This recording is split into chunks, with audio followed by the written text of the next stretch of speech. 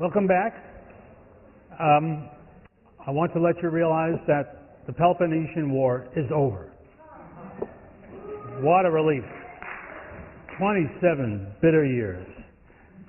But it's just one of those times through history that you discover no sooner is it over than another kind of trouble starts. And of course, as you know, the whole course has been filled with that kind of trouble, and it will continue that way right to the end. Well, you remember what the Spartans allegedly went to war about back there in 431? They were going to free the Greeks. And the irony of that is really quite extraordinary. Remember, Xenophon ends his tale of the end of the Peloponnesian War, how the Spartans and their people were all tearing down the walls of Athens to the music of flute girls, and everybody thinking, or it seemed, I forget exactly how he puts it, that this represented the beginning of freedom for the Greeks. Well, of course, he was writing this years later, and he knew perfectly well that was an illusion, because Spartan power, which had grown to an unprecedented degree in the course of the war, now presented the Spartans with problems and opportunities. You know, I think it's a very important thing to understand, and I think not enough people do. Power has a certain life of its own. The capacity to be able to do something without somebody preventing you makes you think about what you might do in ways that you never thought about before when you didn't have the power to do it. And of course, this is what happens to the Spartans. They find themselves presented with choices that they could take. How would they conduct themselves and their state, and how were they to try to arrange the structure of states in the Greek world, and including their relations to Persia, because they really had enough power to be able to think of different things they might do. The logic of the situation presented really three possibilities. They could, of course, do what they had done much of the time before the 5th century, namely to confine themselves to the Peloponnesus, to maintain their control of the Peloponnesian League, and basically not to get involved in anything outside the Peloponnesus. And much recommended that in Spartan tradition. It meant that the Helot problem, which was always on their minds, something they couldn't forget, they were desperately outnumbered at all times by people who hated them and whom they lived off.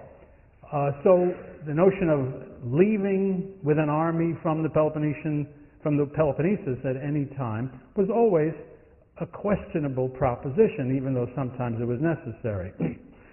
And as we shall see, changes had taken place in Sparta in the course of the Peloponnesian War, of which I suppose the most important was the appearance in the hands of Spartans of a good deal of money, which was made available by the Persians for wartime purposes, but both in the collecting of that money and also in the taking of many cities away from the Athenians, very prosperous cities, the Spartans also gained a great deal of booty.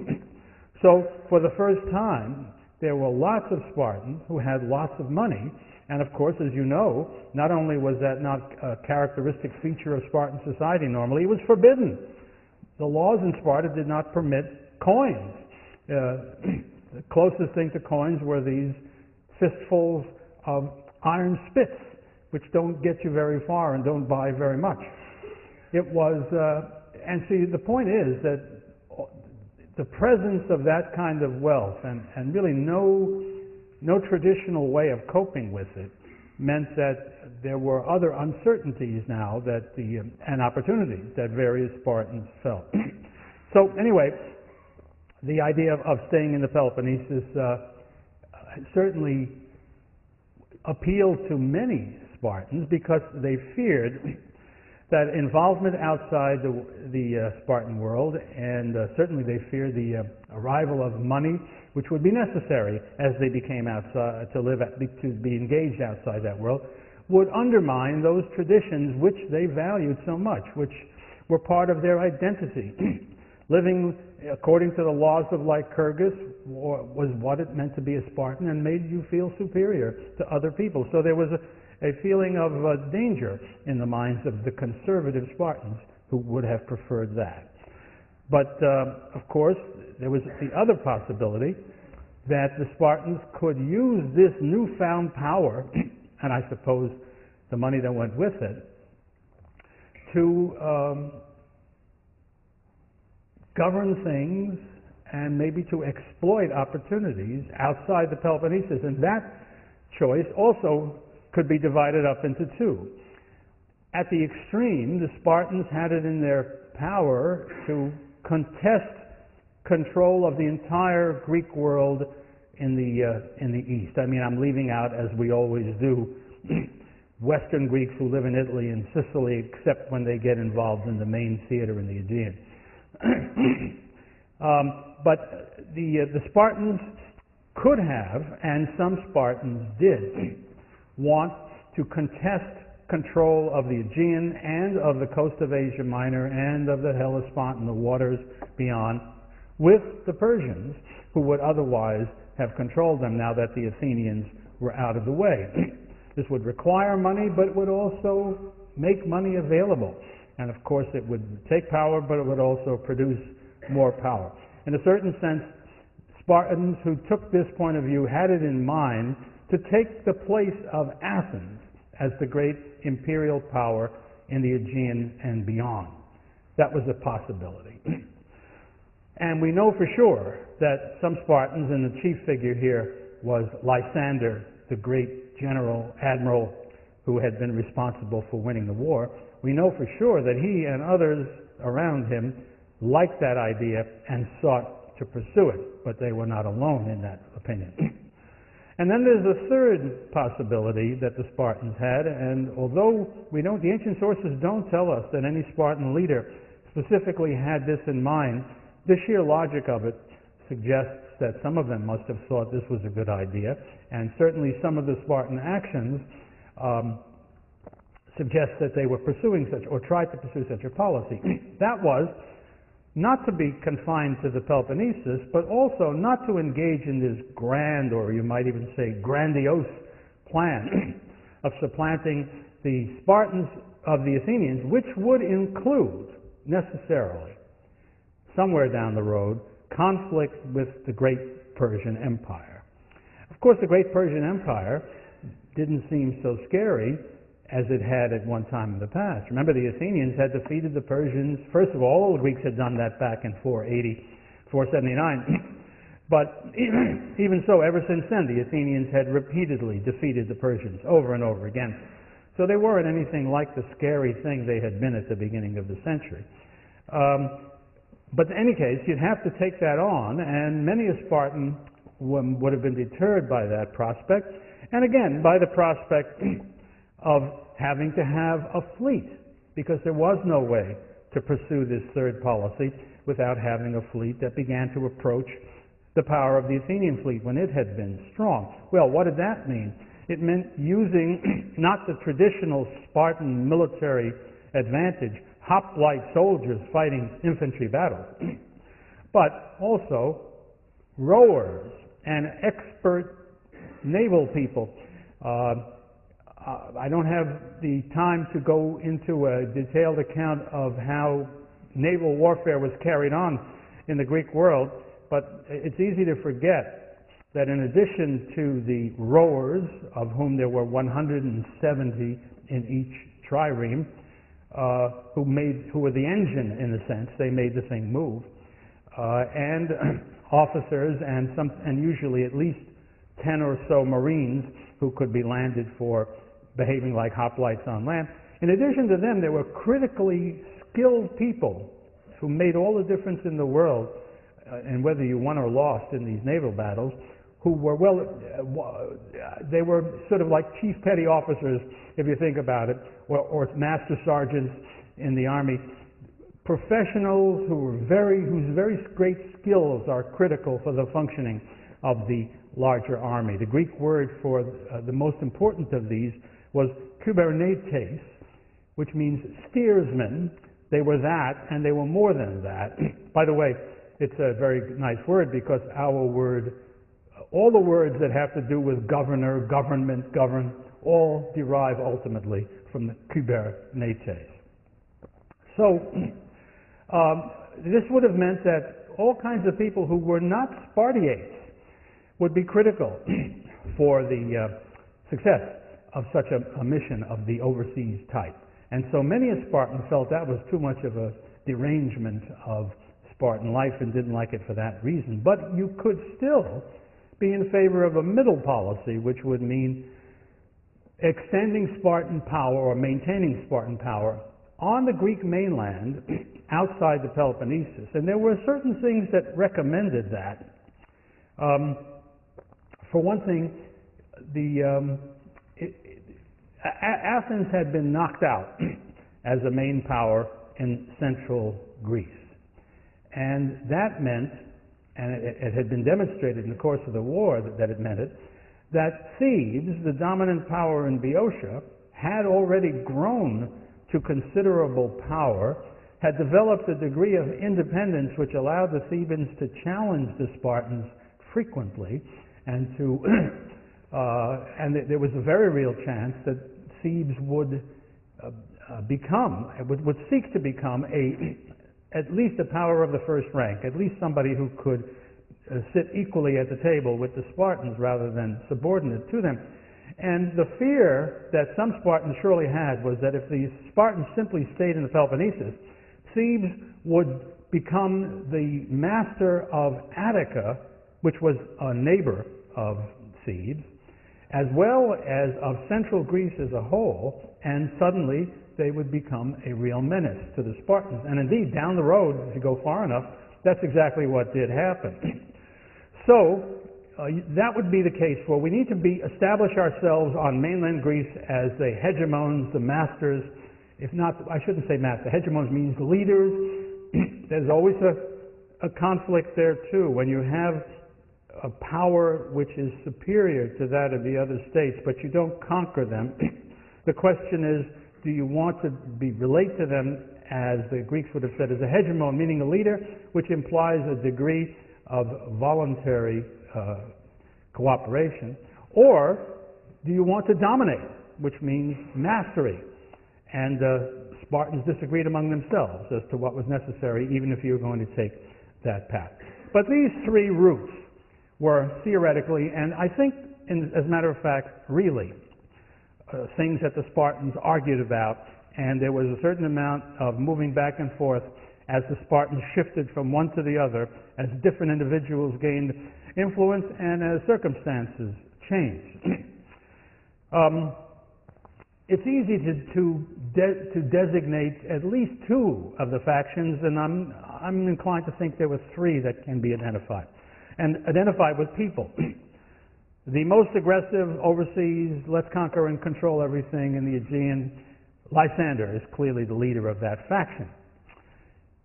So let's stay in the Peloponnesus and stay out of interstate rivalries and competitions and just go back to our old ways, appears to have been led by the king Pausanias.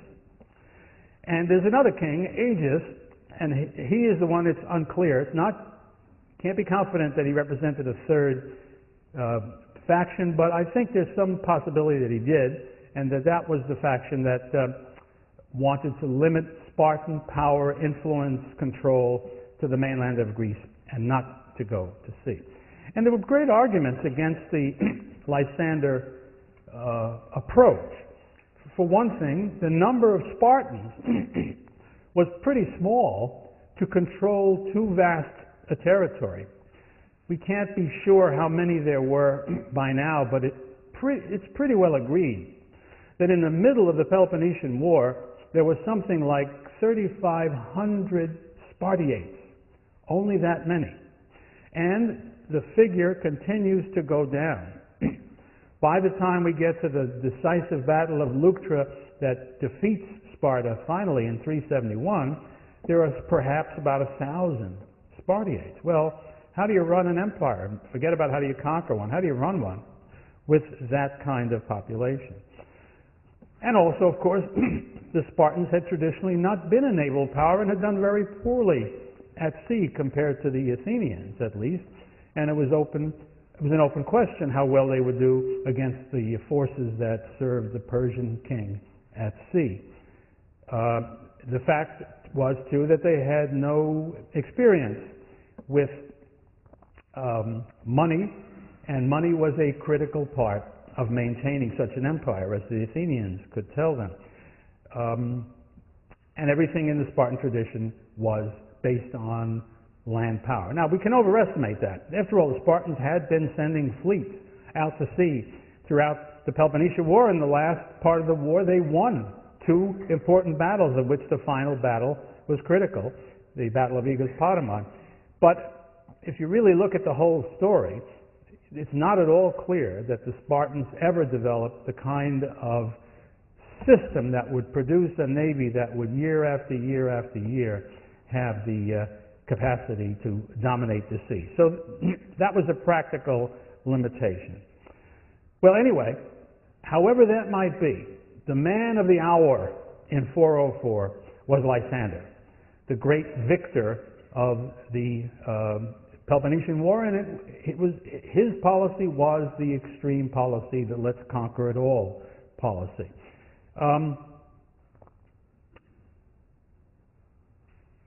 His policy was very much a personal policy, and here the personal is very important. The fact that Lysander was who he was made a very great deal of difference. Lysander was not a pure, legitimate Spartiate. He was what the Spartans called a mosax. He was technically a bastard. That means he had a Spartan father and a non-Spartan mother. Typically, such women would have been Helots. But in any case, he was brought up, nonetheless, as a Spartan, but not as a Spartiate. And how to put these pieces together is very hard to know. But he did, as a few others like him in the last years of the war, rose to be a general, and the very best general of all, and the man who was put in command of the forces. But he was a man of extraordinary ambition. And the ancient writers tell us that he had developed the notion of actually bringing about a revolution in Sparta and changing the constitution in such a way that would allow him to become effectively the ruler of Sparta, and the kings, the traditional kings who were born to the purple, to be put aside. Well, if he was going to do anything like that, even if he was only going to try to retain the position he had achieved of tremendous influence and power, he would need to have a command, he would need to have money, he would need to have supporters of every kind, and his policy, therefore, for Sparta was very much a policy that fit the needs of Lysander. Wherever he liberated a city in Asia Minor, which had been under the Athenian Empire, part of the Athenian Empire, he established a different kind of government. It consisted of 10 men chosen from the local people who were friendly to him, who were reliant on him, his people, his puppets, if you will. The name for these establishments was decarches, rules of 10, men of 10, groups of 10. And they were his people. And to make sure that they were safe, he placed a Spartan garrison, or at least a Peloponnesian garrison, in that city, led by a Spartan commander called a harmos. It comes from the same word from which we get harmony, somebody who preserved order, who was the military commander of that region. All of these people, the harmos, the decarchs, were all his creatures, not anybody who had any independent power or influence, simply his people who did the job for him. And liberators of the Greeks as they had claimed to be, Lysander did not abandon collecting the money from these cities that he had allegedly liberated, the same amount apparently that they had given the Athenians, because our sources tell us that the Spartans were collecting 1,000 talents a year from the newly acquired empire, which is something like what the Athenians got from it. So all of that is in place. This newly founded Spartan Empire was different from the Athenian Empire in a variety of ways. Remember, the Athenian Empire, it started out as a voluntary association with a very clear common purpose: to liberate those Greeks who were still under Persian rule and to preserve their freedom from their Persian neighbors and former conquerors. And on the other hand, this new empire under Lysander had no purpose. And it was not voluntary in any shape, manner, or form. It was thoroughly compulsory. I think it's fair to say that the Spartans had simply betrayed the Asiatic Greeks whom they had engaged in the rebellion against the Athenians, and instead of liberating them, put them under Spartan rule. And in many cases, frequently, these governments established by Lysander were tyrannical and rapacious, in which these governors and the Harmos and so on basically stole what they could from the natives. This is apart from the official payments they made to the Spartans. They enriched these Lysandrian creatures.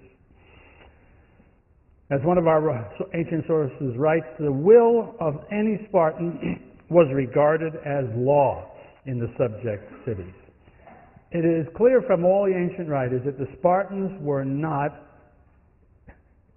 easy people in their dealings with other Greeks. Everything in their tradition made them feel superior to other Greeks, and they didn't mind acting in that way. You remember the stories of how it was that the Athenian Empire was founded, or rather the Delian League.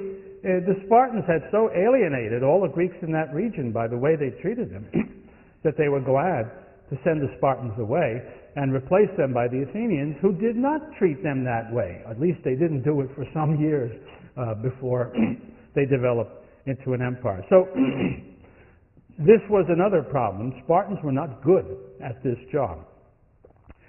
But at the beginning, what was decisive was Lysander. He was at the height of his power and influence, and I guess it's fair to say he reached heights that no mortal ever had reached in the Greek world. The oligarchs whom he had restored to power in Samos loved him so much and were so grateful for what he had done that they held religious ceremonies on the island and literally worshipped Lysander as a god. This is the first time in Greek history that anybody had received such treatment. On the one hand, this elevated his influence and power. Everybody wondered at him and so on. On the other hand, it presented a problem, because you can imagine how that went down among the aristocrats of Sparta, and most particularly with the kings of Sparta. You see that this, I use a technical term, not a street curse word, this bastard was now being worshipped as a god. And it, of course, that kind of eminence was unheard of for a non-king in the Spartan world. So that had all kinds of trouble down the road. And he was as ambitious as he could be, and it was as obvious as it could be. So there was jealousy and resentment and fear at Sparta that something bad was going to happen to the Spartan way of life, to the Spartan constitution. And Pausanias and his traditionalists bided their time for the opportunity to put a spike into this development. There were other things that were flowing from what I've already described that were threatening the traditional character of Spartan life. This money, of course, allowed for corruption. Now, People who had money could buy people's support, could buy people's help in their own endeavors for influence and power in Sparta. One of the things that we hear about that most scholars would like to place in this period, and it seems reasonable to me, was a new law about inheritance. It's the law of Epitaphius. He's the man who proposed it. Used to be that inheritance automatically went in a certain direction. Nobody had any choice. You couldn't make out a will and leave it to anybody you liked. It went through the family according to a certain pattern.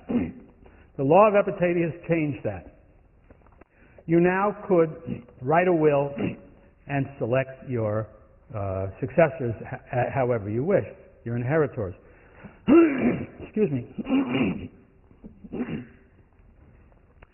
That meant that there were ways you could work around that so as to buy somebody right while you were still alive. If you wrote somebody into your will, you were in effect giving him money after you died, so meanwhile he could serve you and be your political supporter. That was happening.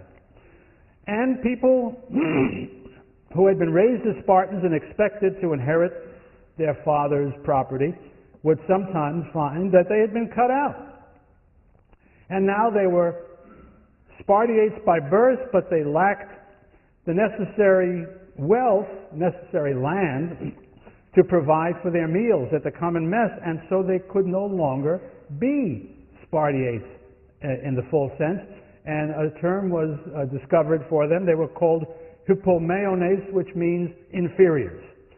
And some of the guys who rose to power late in the Peloponnesian War as generals, because they were just good at it, came from some such class. So you have a variety of Spartans who are important, who are not helots, who are not people you can just do what you want to. They play a significant role in society, but they don't have the position of honor, the position of belonging that was necessary. And these were disruptive and troubling developments in the Spartan state. We get a clue about this. In 398, we hear about the planning of a revolution in the city. A man by the name of Cynodon, who was one of these hypomeones, was planning to have an uprising in which they would kill lots of Spartans and set up a new regime that would give room to the people who were outsiders. Well, the plot was prevented because one of the people that Cynodon approached told the story to Spartan magistrates, and the plot was averted. But the story he told was this. He was standing one day in the Agora in Sparta, and Cynodon approached him and he said, look around you, he said. How many Spartiates do you see? Well, the answer was 40. He said, and how many people are there around here who are not Spartiates? And he said, about 4,000. He was talking about hippomeones, neodamodes, various other subspecies, but also helots and also perioikoi. And said Cynodon to the man he was trying to recruit, these 4,000, as regards the Spartans, would gladly eat them raw. So his message was this: why don't we have a little revolution? Well, the answer was he was forestalled. But it does tell you that the situation had become sufficiently dangerous that such a possibility existed.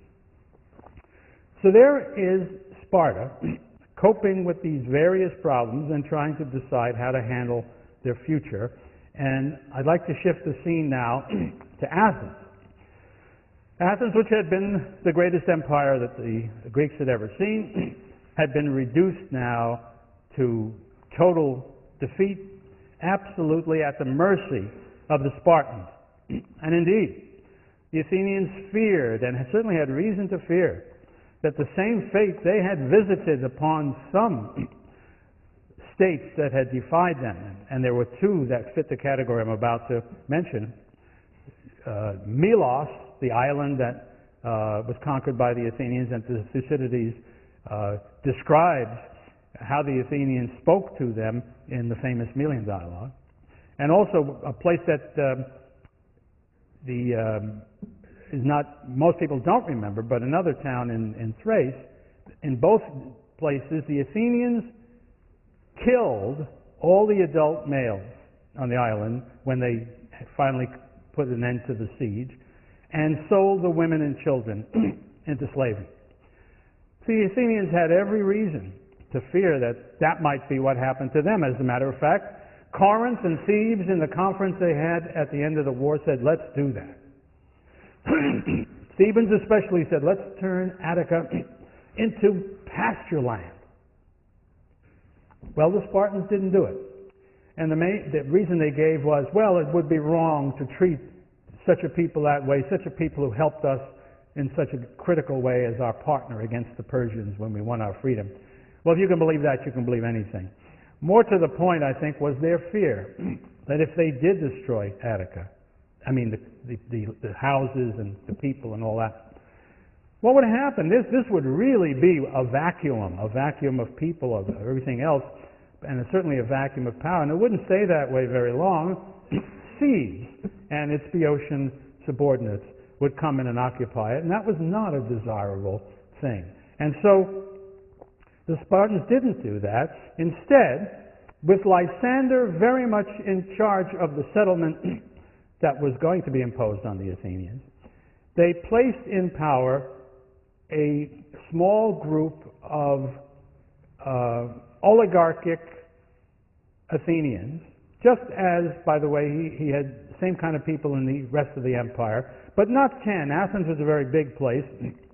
Turned out that there were to be 30 of these new rulers of Attica, all of whom had to meet the criterion of being acceptable to Lysander, and the leaders of which, the really important top gun, was a man by the name of Critias, a nobleman who had participated in democracy but had turned very sharply against it.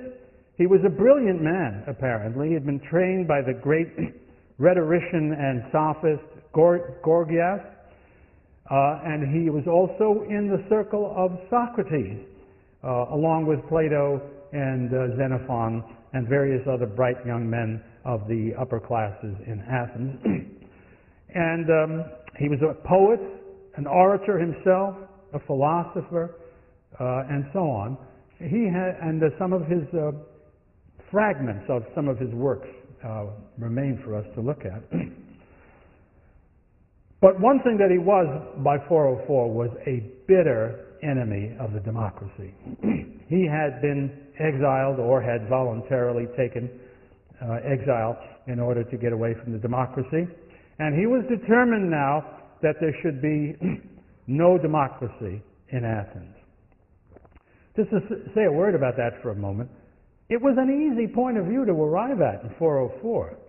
People who were not friendly to democracy could simply point to the fact that the democracy had just lost this great war, and nobody could really understand how that had happened given the great power of Athens. And of course it was easy to point to the great event that turned the tide against Athens, the Sicilian expedition, and to say this was an idiotic idea, and it was exactly the kind of idiotic idea that a democracy would come up with. And so that democracy itself was seen to be not just, how can I put, well, I was going to say, let me say, it was seen to be inherently wicked because it violated what seemed to be the truth about human beings, and which was very much a part of all Greek tradition from the first time we hear about it in Homer until, well, forever, which was, contrary to the principle of democracy, which is that all men, adult male citizens, are equal in some very fundamental way, or should be, was the contrary view, which had much greater support in Greek tradition, that no, men were in fact divided into different kinds of people, And in fact, the Greeks thought a division into two kinds was the right kind,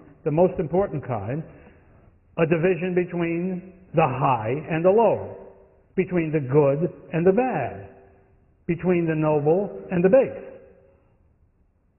And each of those pairs, they're all the same people. You're rich, you're wise, you're well-born, or I should say you're rich and well-born, therefore you're wise, or you are not.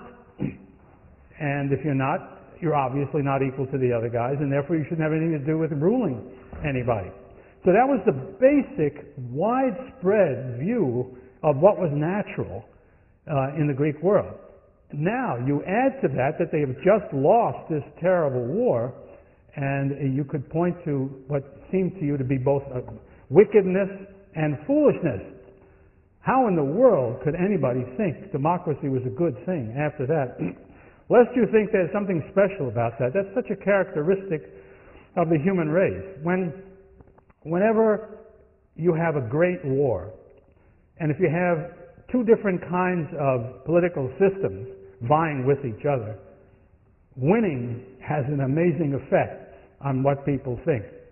So that it was take the First World War, when let me back up. Let me not back up. Let me just say that those countries who lost the war were very open to the idea that whatever, they typically had been monarchies and so on, but they had been rather, relatively speaking, liberal monarchies. They had, legislatures and elections and things like that. And what came to be seen, came to be seen as a losing proposition. And so fascism of one sort or another took root across Europe in states that had had that misfortune.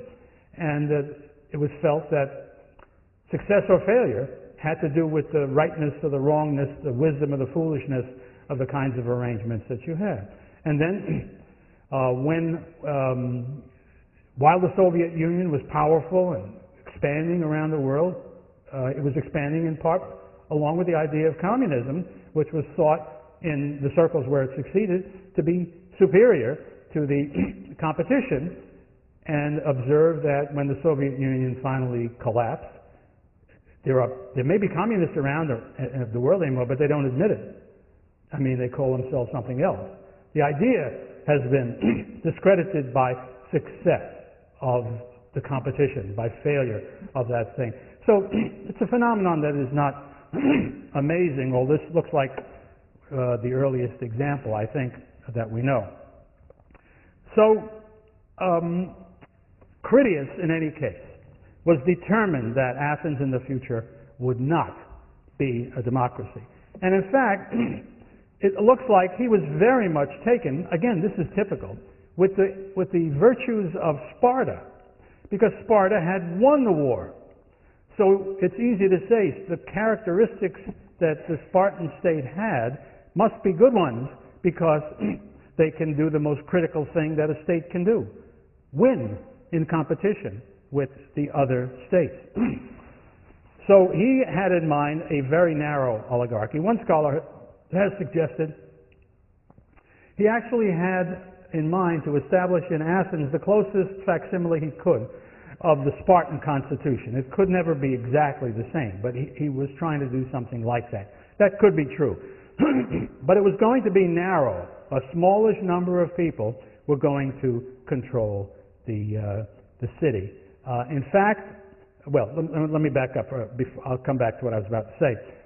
Now, however, when they set up the 30 to rule Athens in 404, it was apparent to people who could judge matters pretty sensibly that given that Athens had been a democracy for over 100 years, that it would not be easy to impose such a regime, and that if you made the regime too narrow and too oligarchical, you might find yourself having trouble in keeping your new regime in power.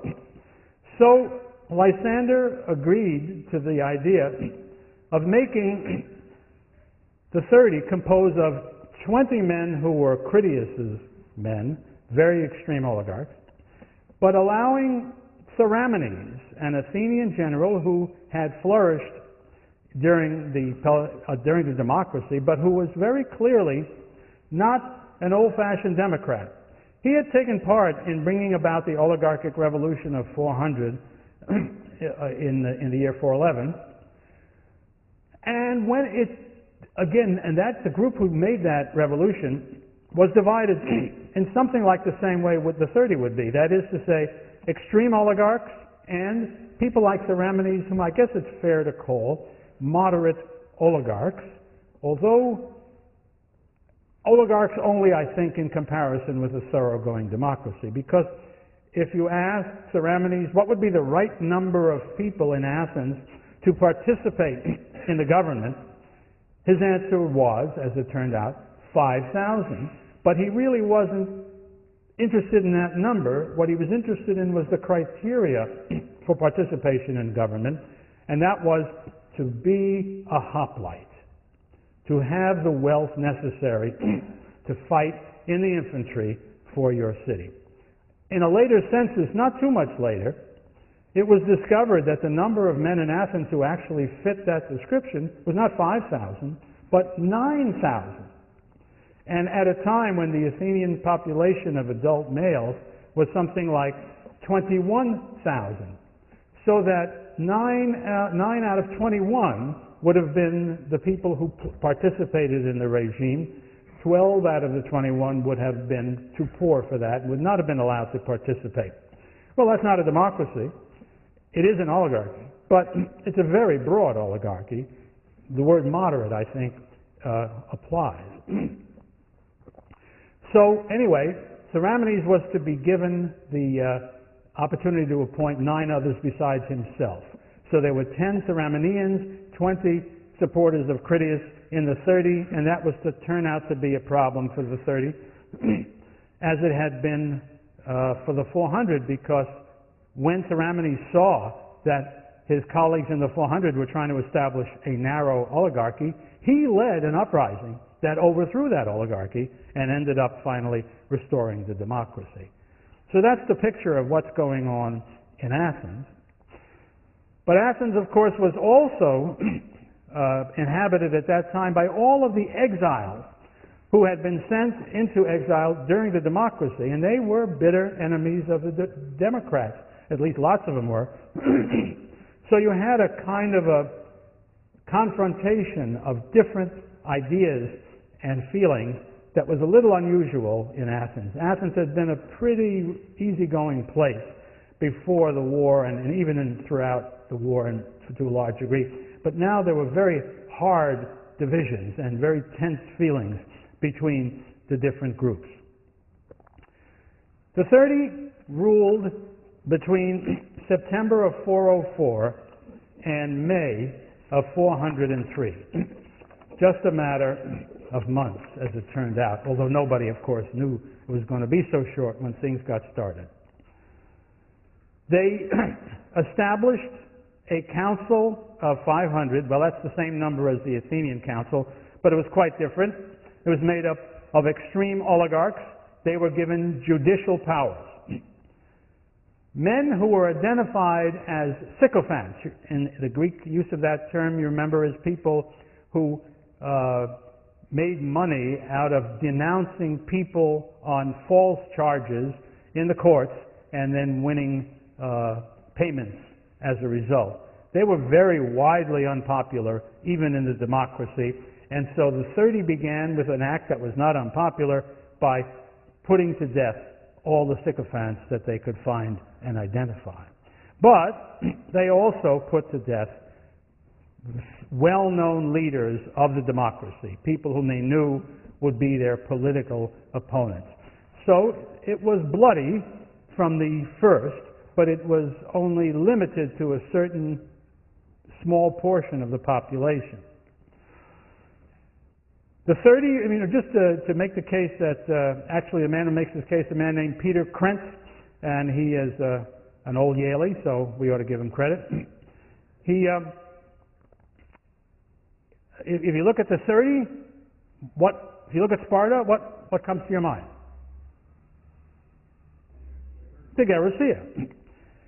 Ultimately, in the course of these months, the 30 limited citizenship, active participation in the government of any kind, to only 3,000 Athenians out of what would have been, at least 21,000 and probably more.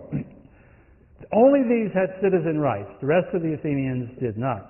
Well, that's about how many Spartans there were at this time in history.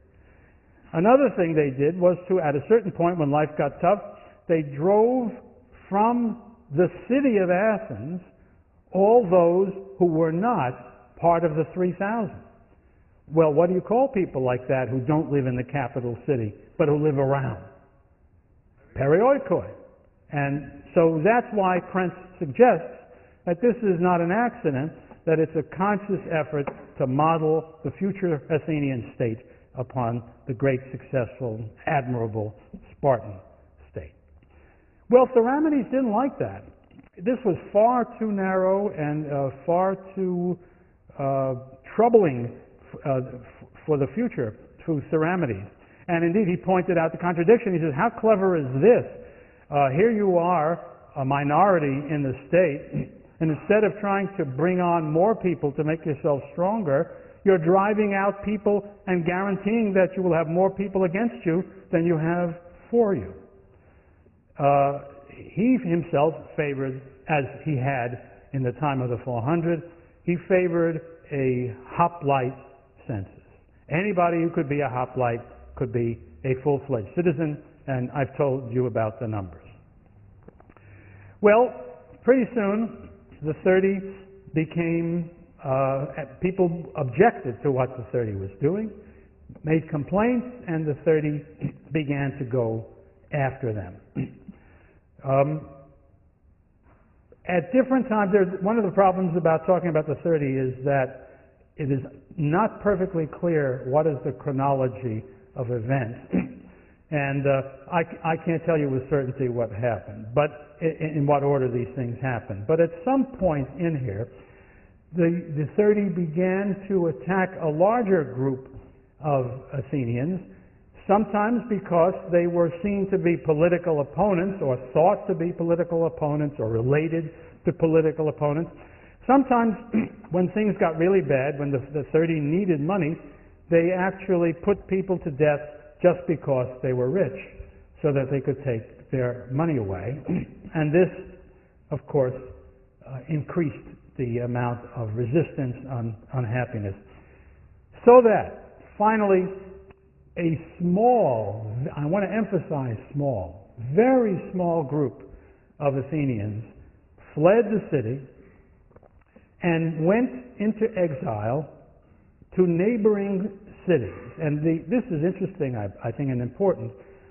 The cities that were most receptive to these anti-30, anti-oligarchical, anti-Spartan people, the ones who received them most readily were Corinth, Megara, and Thebes. All enemies of Athens, all enemies of democracy. Why are they doing this? The answer is they are both angry at the Spartans and I think fearful that the Sparta that is arising now will be a menace to their autonomy. These particular towns were angry about different things. Corinth and Thebes, remember, had wanted to destroy Athens entirely. Spartans hadn't listened to them. They all shared in the fighting during that long war, but they did not share equally, and not enough to suit them, in the booty that was taken at the end of the war. So there were grievances that these towns had. And so they accepted this small number of Athenians, and the one town that was most important from this purpose was Thebes. And in Thebes, they were given a decent home. The Spartans, knowing about this, sent out an order saying that no state should give any home to these exiles whereupon the Theban regime at the moment voted that anybody who didn't give help to these Athenians would be punished. They simply were defying the Spartans on this question. The leader, the most important of the leaders of this group of exiles, it's fair to call them democratic exiles. They wished to restore the old democracy. The most important man was Thrasybulus, who had been a general. His best fighting had been done as an admiral during the latter part of the Peloponnesian War. He was present at all the great Athenian victories. He was not present at the great defeat that ended the war. He and another important politician by the name of Anytus actually began a counter-revolution. And with a very small number of men. The sources differ, but the accounts that seem to be most plausible, with only 70 men, they went from Thebes to a natural fortress in the mountains between Thebes, between Boeotia and Attica, a place called Philae, and build a fort there, to which they hoped other discontented Athenians would flee and join them in the resistance. And I'm using the word resistance, and it brings to mind, of course, an analogy that has always struck me as helpful in comprehending the situation confronting the Athenians at this time. To my mind, it is helpful to think about France in June of 1940, after the Germans had defeated France and occupied part of it and left the other part unoccupied but absolutely beholden to the Nazi regime. Now, Frenchmen had three choices, and just as the Athenians did. One possibility would be to join up with the new regime and try to prosper as part of it, and some Athenians did that. Others would do what Thrasybulus did, and in France it was de Gaulle who did this. He happened to be in London at the time this happened, and he began to organize to undo what had happened and to throw the Germans out, establish the Free French forces. It's important to realize that after the war was over, it's amazing how large that Free French force had grown in people's minds. In reality, it was a handful of people. And that's the way it always is, and that's the way it was in Athens as well. It was a terrifying prospect to tackle this regime, which looked like it was unbeatable. Remember, they had been put in place by the Spartans. The Spartans ruled the world. What could anybody expect to change that situation? Just as the Nazis looked like they were in business for the 1,000 years that Hitler had claimed he was going to have. So that it didn't look like you were a very courageous man if you joined de Gaulle. I don't know. How many of you have seen Casablanca? Yeah, okay. At least you've seen one movie in your life. That's great. But you remember, what are Claude Rains and Bogey doing at the end of the war when he says, Louis, I think this is the beginning of a beautiful friendship. When he says that, they're going to Brazzaville to join the Free French. Well, great. But what did people think about de Gaulle? They thought he was a goddamn fool. There was no chance. This was idiocy. Sensible men, what did they try to do?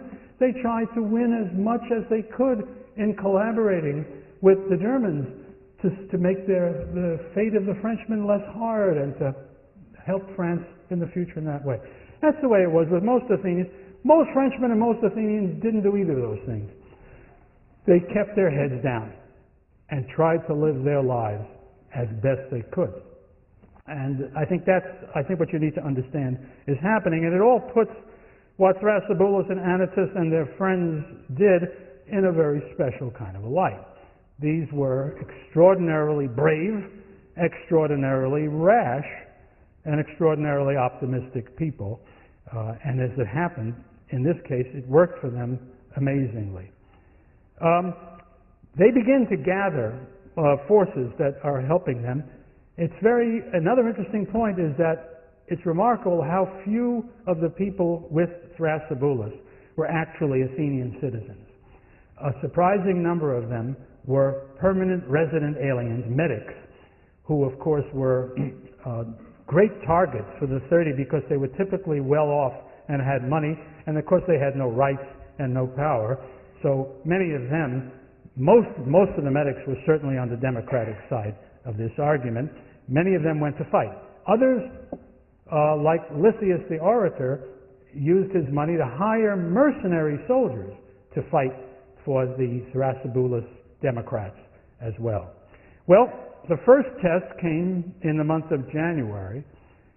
There were this 70 guys or so up in the fortress on Philae.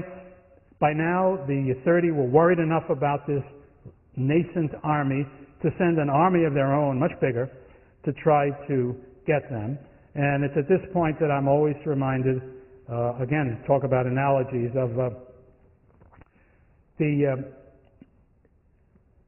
events of Great Britain in the 16th century, England I should say really, in the 16th century when the Spanish Armada was heading for England, trying to gain control of the island for the Pope and Catholicism, one thing and another.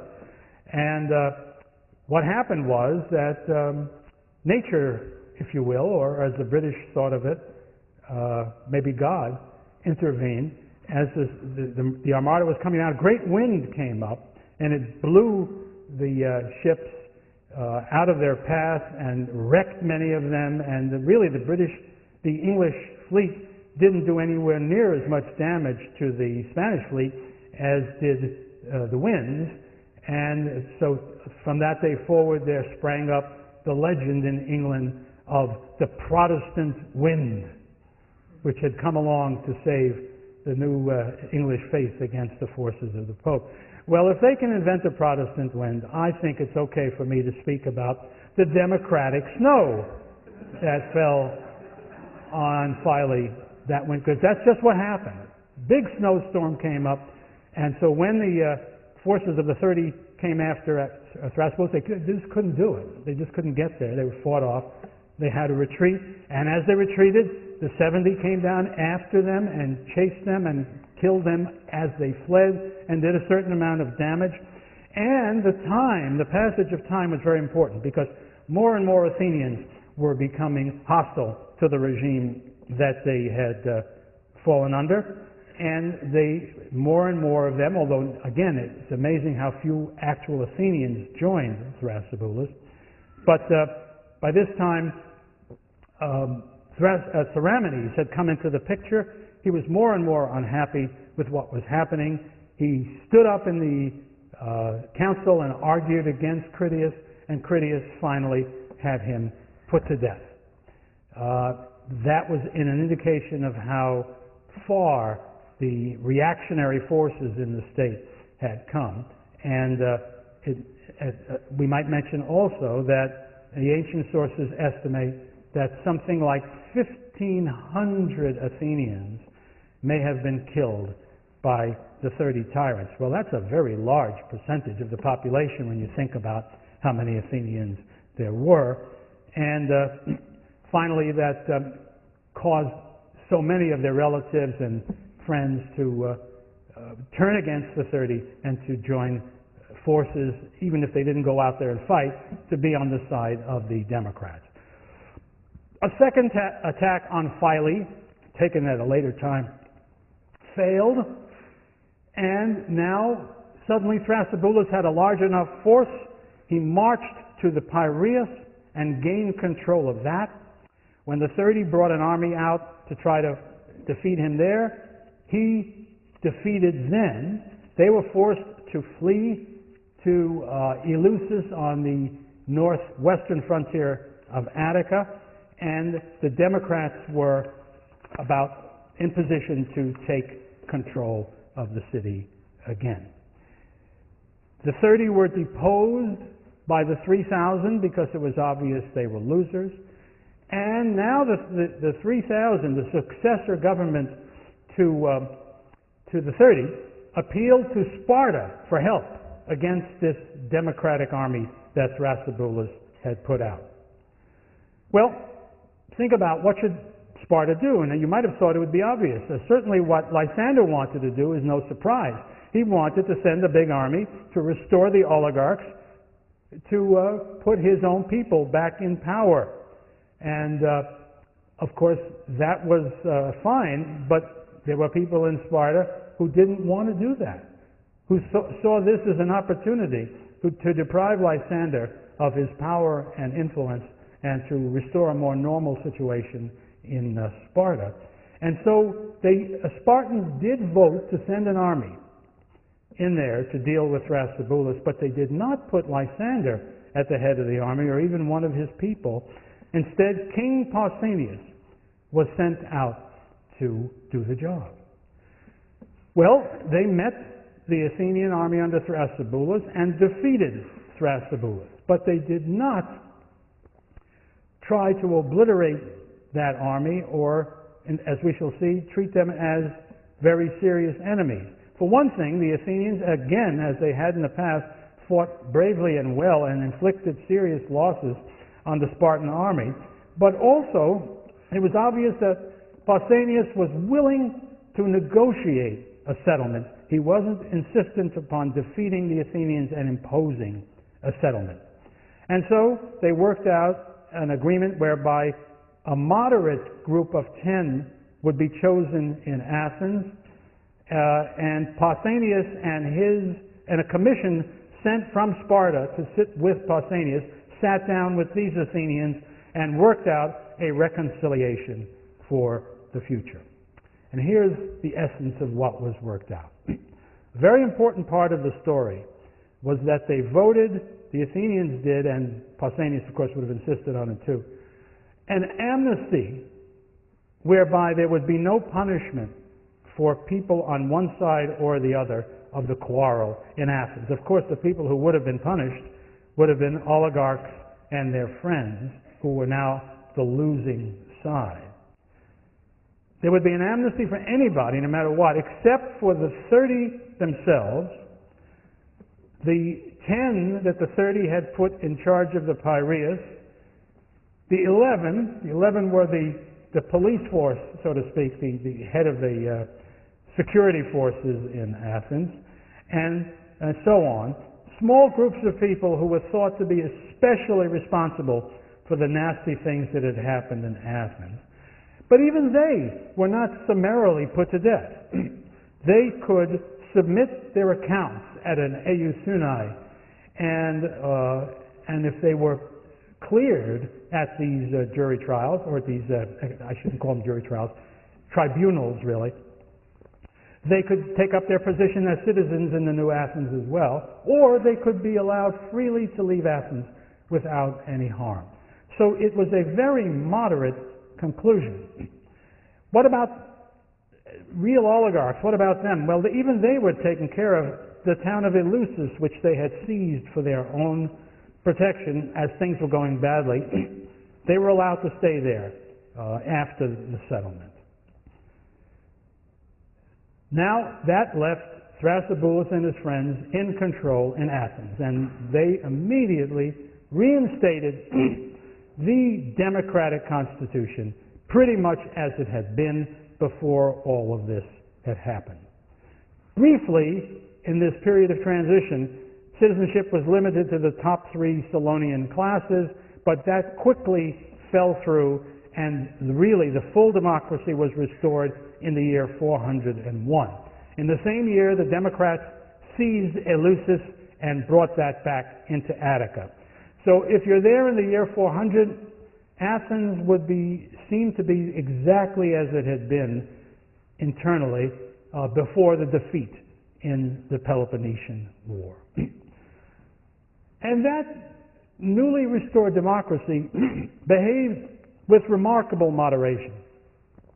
Aristotle, in his Constitution of the Athenians, goes out of his way to praise this successor Athenian regime.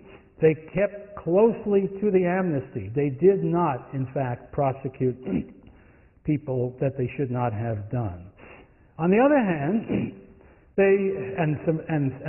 Aristotle praises this too because he also is, I guess his sympathies are very close to those of Theramenes, to moderate oligarchy, or what Aristotle would call politeia, moderate regime. When Thrasybulus asked, this is an amazing thing, when he asked that those people who had served in his army, who had liberated Athens and restored the democracy, that these people be granted Athenian citizenship, the Athenian people voted no. To me, that is one of the most striking evidences of how the Greeks really felt about their polis. Because even in a situation like that, the idea of sharing citizenship with anybody who was not, so to speak, a member of the family was beyond what they would contemplate. And even with Thrasybulus, the great hero, the great liberator, asking them to do it, they said, no dice. They also repaid the debts that the 30 had accumulated. What they were doing, of course, was trying to get things calm as fast as they could, to achieve stability. It's a very rare thing. Imagine, well, think of what the French did when the war was over. They took their collaborators, they tried them, and they killed them, for the most part. That's what civilized people do. I mean, look what they did in Rwanda and other places like that, where different sides in the Civil War simply butcher each other. That's a very normal situation.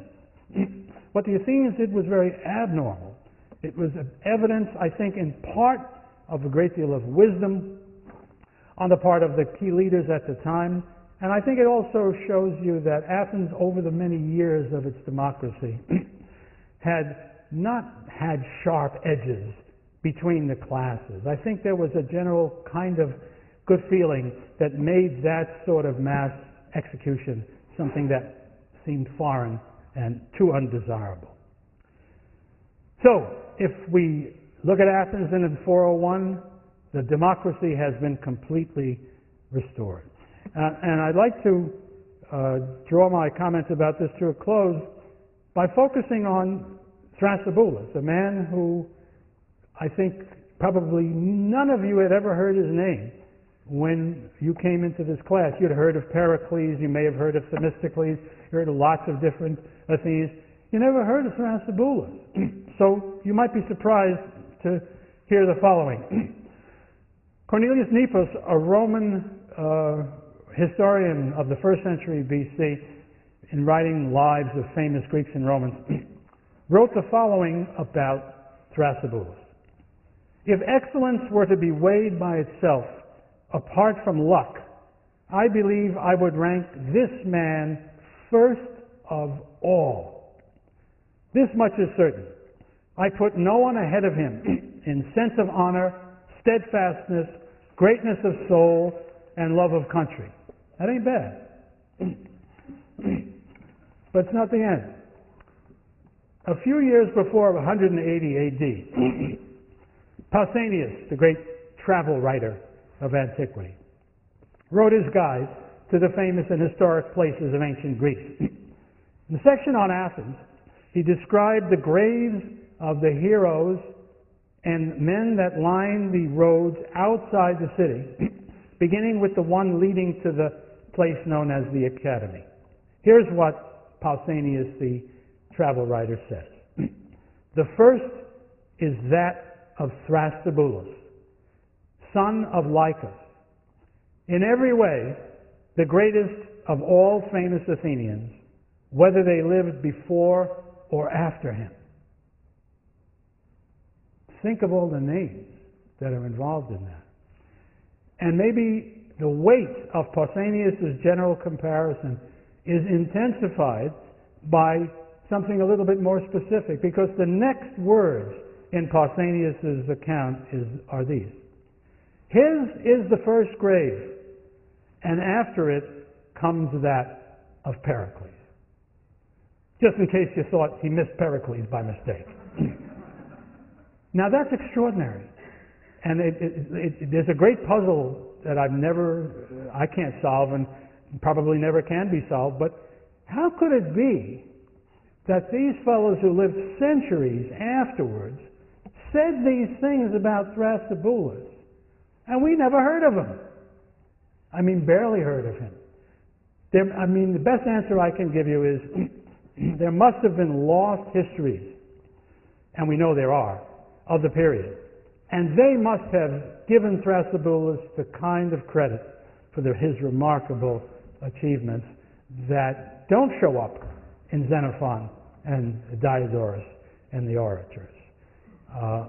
But we at last, and you have an obligation to future generations, must not let the name of Thrasybulus lie in obscurity again. And just so that you don't forget him, remember, he is the only Greek I know whose name fits a Yale fight song. Thrasybulus, Thrasybulus,